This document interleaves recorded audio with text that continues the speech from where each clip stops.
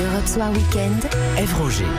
Vous écoutez Europe 1, il est 18h20. Si vous nous rejoignez, nous allons parler de la minute de silence demain dans les établissements scolaires en hommage à Samuel Paty. Bonsoir Sébastien Ledoux. Bonsoir. Alors vous avez mené pendant 3 ans une enquête dans des établissements scolaires d'Île-de-France sur l'impact au sein des écoles des attentats de Charlie Hebdo en 2015. Est-ce que vous pensez aujourd'hui que maintenir une minute de silence demain en hommage à Samuel Paty, malgré le reconfinement, malgré l'attentat de Nice, c'est indispensable ? C'est très compliqué. C'est très compliqué. Évidemment, on peut peut-être difficilement s'en passer. En même temps, il faut vraiment avoir en tête qu'on est face à un défi majeur en menant cette minute de silence qui pose différents enjeux en fait. Lesquels ? Eh bien, vous savez, la minute de silence, c'est en fait créer une communauté de deuil. Ce qui voudra dire au sein de l'école créer une communauté de deuil avec les élèves et donc les faire rentrer à l'intérieur de cette communauté de deuil, ce qui suppose évidemment une charge émotionnelle.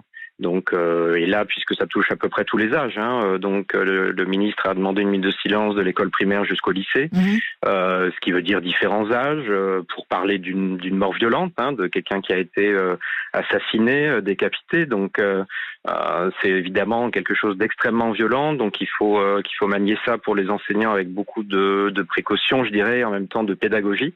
Donc il y a cet élément-là déjà. Comment, avec cette minute de silence-là, comment parler d'une mort violente, aussi violente, et qui touche évidemment au cœur de l'éducation, du système de l'éducation nationale, à travers évidemment un acteur, un professeur d'histoire-géographie, Samuel Paty. Et puis il y a la question du fond aussi, parce que la minute de silence, vous l'avez raconté, c'est mal passé en 2015 dans un quart des cas que vous avez étudiés. Quel type de comportement a posé problème et qui pourrait se reproduire demain ?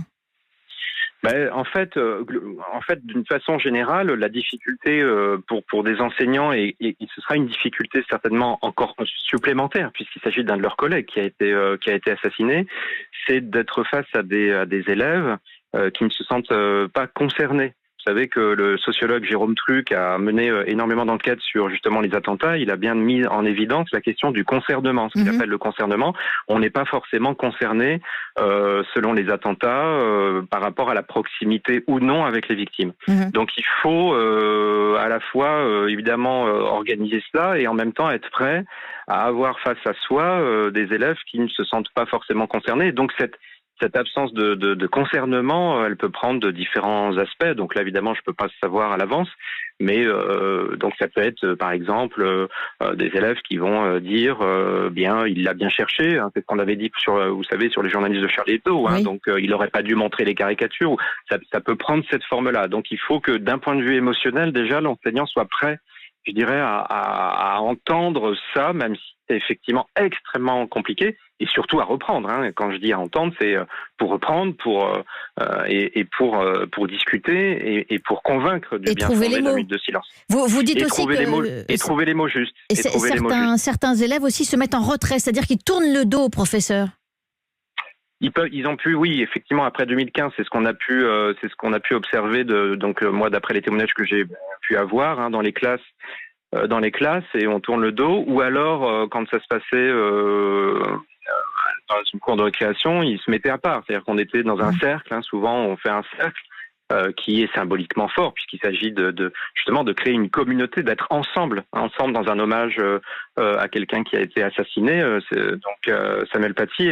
Et donc on peut effectivement, symboliquement, là aussi évidemment, se mettre en retrait de cette communauté de deuil. Alors vous dites, ils ne sont pas concernés, mais ça ne veut pas pour autant dire qu'ils sont radicalisés ou qu'ils adhèrent aux thèses de l'islamisme radical.